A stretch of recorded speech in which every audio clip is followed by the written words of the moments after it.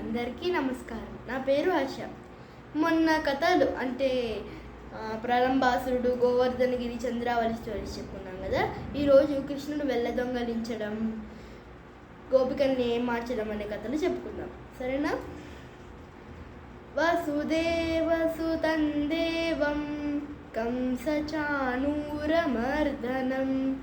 దేవకీ పరమానందం కృష్ణం వందే జగద్గురుం.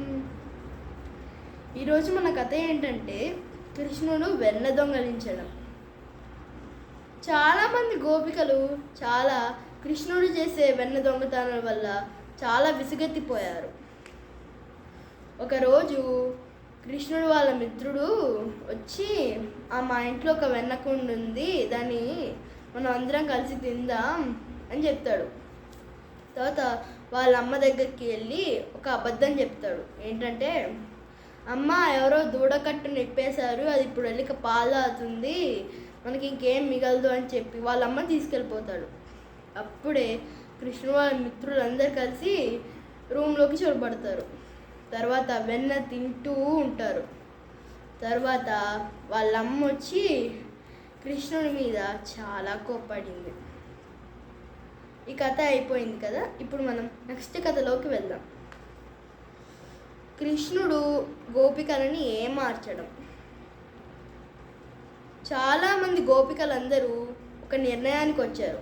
అదేంటంటే కృష్ణుడు దొంగతనం చేస్తున్నప్పుడే పట్టుకోవాలని. తర్వాత ఒకరోజు ఒక గోపిక వాళ్ళ ఇంట్లో ఉండి కృష్ణుడు ఎప్పుడు వస్తాడా అని ఎదురు చూస్తూ ఉంది. తను అనుకుందో లేదో కృష్ణుడు వెన్న దొంగతనం చేయడానికి వచ్చారు.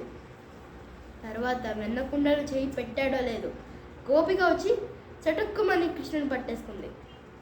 తర్వాత యశోద దగ్గరికి తీసుకెళ్ళబోయింది. కృష్ణుడు ఇలా అంటాడు, నేను మీ కొడుకుని కాదా, మీరు నా అమ్మ కాదా, నేను మీ అమ్మనా అని తను తెలియనట్టుగా అడిగింది. అవును, మీరు నా అమ్మే కదా, ఒకవేళ తన కొడుకు తన అమ్మ ఇంట్లో దొంగతనం అంటారా అని ఆ గోపిక కృష్ణుడి మీద జాలి చూపింది. ఆమె ఇలా చేయి వదిలిందో లేదో వెన్నకుండా తీసుకొని పారిపోయాడు కృష్ణుడు. ఇది మీకు అర్థమైందిగా, శ్రీకృష్ణుడికి వెన్నంటే ఎంత ఇష్టమో. సరే, ఈరోజు మన కథ అయిపోయింది. ఇప్పుడు మనం నెక్స్ట్ కథలతో నెక్స్ట్ వీడియోలో మళ్ళీ కలుసుకుందాం. యోగేశం సచ్చిదానందం వాసుదేవం వ్రజప్రియం ధర్మ సంస్థాపకం వీరం కృష్ణం వందే జగద్గురుం.